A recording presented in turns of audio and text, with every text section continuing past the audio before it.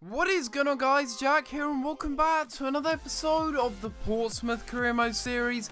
This is episode number 42 and we're going to start today's episode off, guys, by having a little look at the calendar just to give you guys an idea of how long we have in this transfer window. I'm looking to get the whole transfer window of this summer completely done and dusted in this episode, whilst we play also these games, one of them being Ipswich at home and also a Capital One Cup game against Fulham.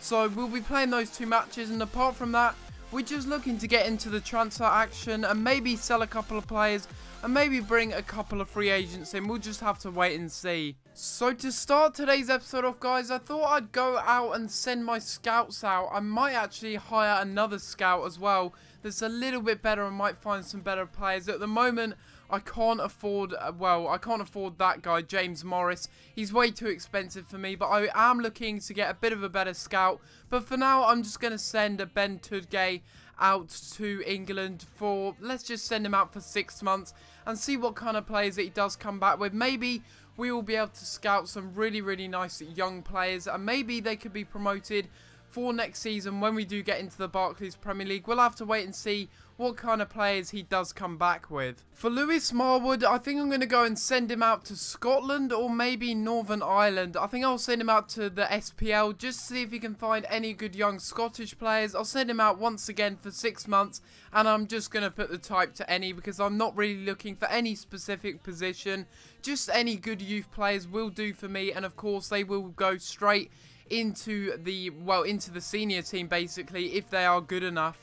I'm not really looking to sign any players really in particular, but we do have a final scout report here. Don't know who this guy is, but okay, so he is a free agent, and again, a player that I have actually been looking at potentially signing. I will offer him a contract because I think it probably will make sense to basically sign these youth players basically, and then I can sell them on for more. It sort of makes sense really financially. I will go ahead and offer him a contract, and I think apart from that, I don't really want to be making any more signings in the rest of the transfer window unless an opportunity does pop up or I do sell another player. We have had a lot of, okay, so we've had a transfer offer accepted. I did offer a lot of players new contracts because a lot of them were running out, so I will just delete all of these now because they're not important. And so we have had a transfer offer accepted for Luke James. I was just seeing, well, it was just a test really to see what Peterborough's resolve would be like, if they would be willing to let him go. I will offer him a contract. That doesn't mean I'm going to sign him, because of course we only just signed Max Clayton last season for quite a hefty fee. So I'm going to offer him a contract and we'll wait and see what he does say about that. So we have had both contract offers accepted for George Taylor and Ismail Castillon.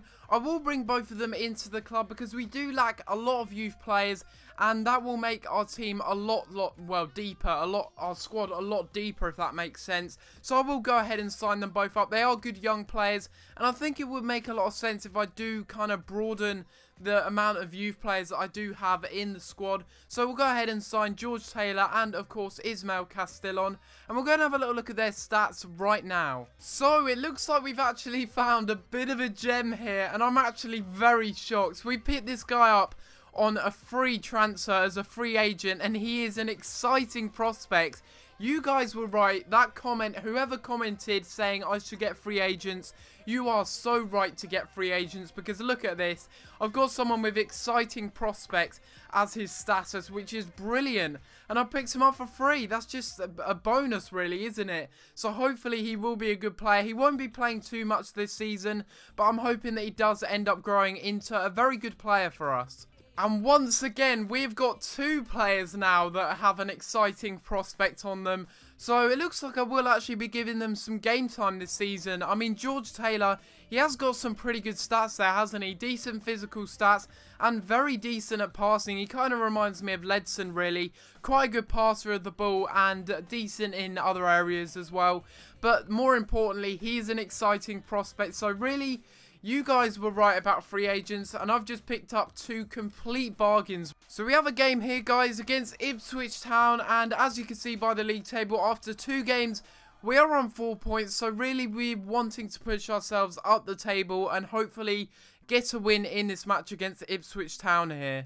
So due to the struggles that I did experience in the previous episode, I'm changing the formation up once again, this time to a 4-2-4 formation. It did work really well in the second half of the game against Birmingham, where we did go on to score 2 goals and win the match. So I'm hoping that this formation will therefore work a lot better than the ones that I've gone with in the previous matches of this season so far. And hopefully that does mean that we can go ahead and pick up a win here. Within the space of 2 games, we are coming up against some very strong sides. Of course, we played against Bournemouth last episode, and we're also playing against another informed side in real life, which is Ipswich Town here.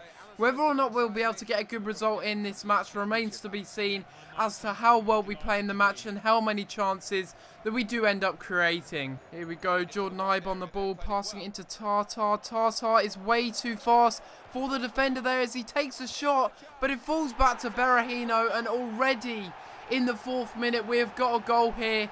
And it's Saido Berahino once again, who's finally starting to prove his worth. Last season he only got a couple of goals, and this season from 2 games he's already got 2 goals, which is good to see. It was a very easy goal for him to score from a rebound, but nevertheless it's good to see him get another goal in the Championship.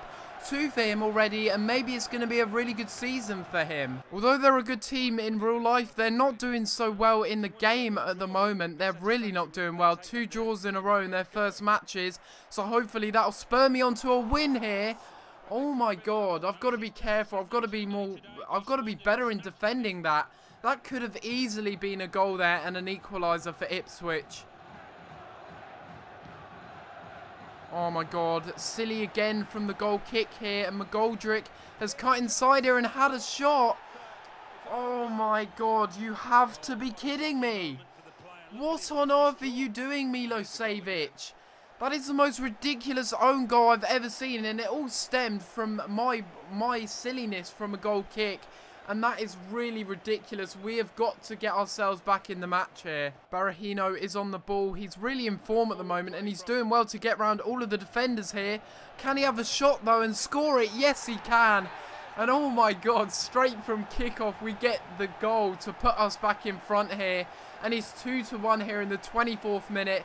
3 goals within 25 minutes. That is pretty ridiculous. And Berahino, I don't know what the defenders were doing there, but I'm not going to complain. The goalkeeper arguably should have also done a lot better in that situation.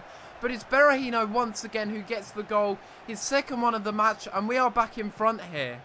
Wallace doing an over-the-top through ball. It's somehow fallen to Tartar here, who sprints through the gap, gets taken out, and that is a penalty. Oh my god, Ipswich are having an absolute nightmare in this match so far. And we managed to get a penalty here in the 30th minute. The question is, will Berahino get a chance to get his hat-trick here? Yes, he will. I think it's probably best to give it to Berahino, but will he be able to score it?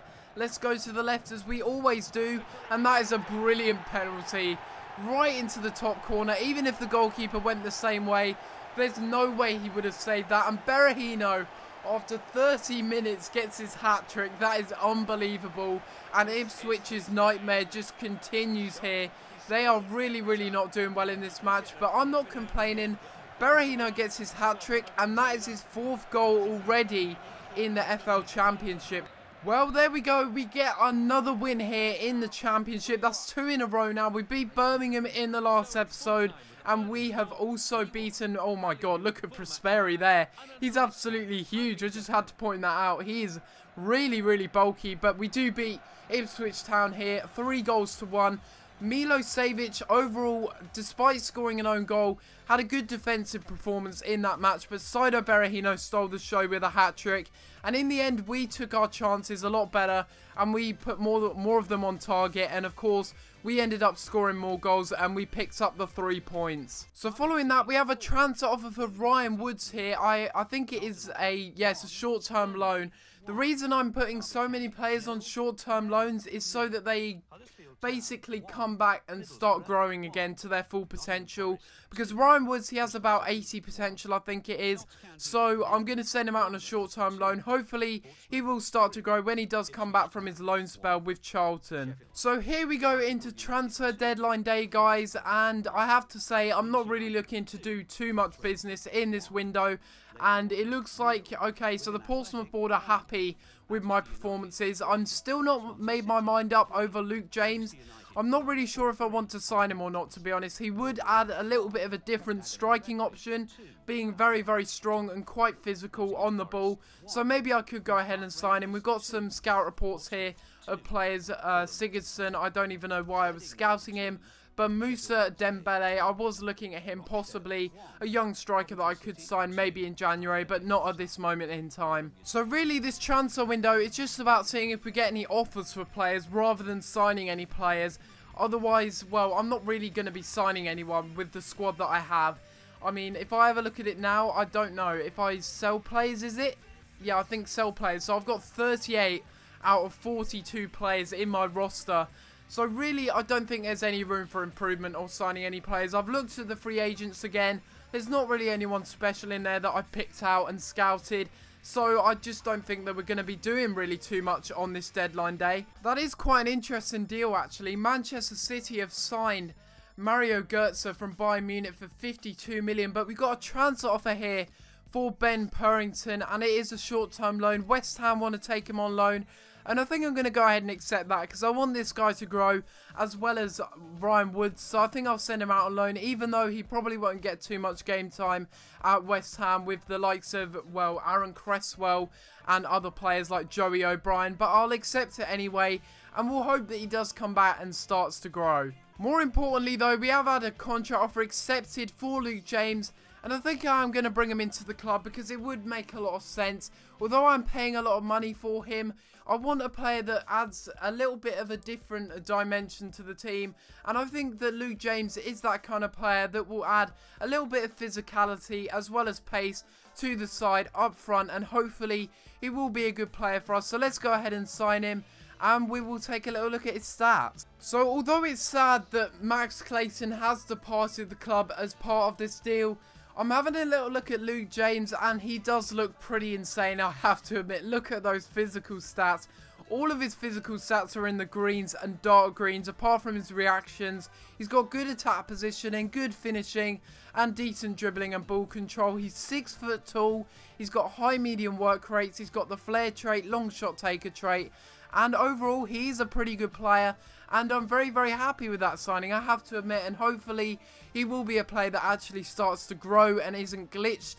And hopefully, he will also score some goals for us as well. 2 hours left of the transfer window. We'll have a look at the top deals. Aguero's gone from PSG to Barcelona for 42.5 million. Higuain has also gone from Man City to Arsenal for 29.5 million.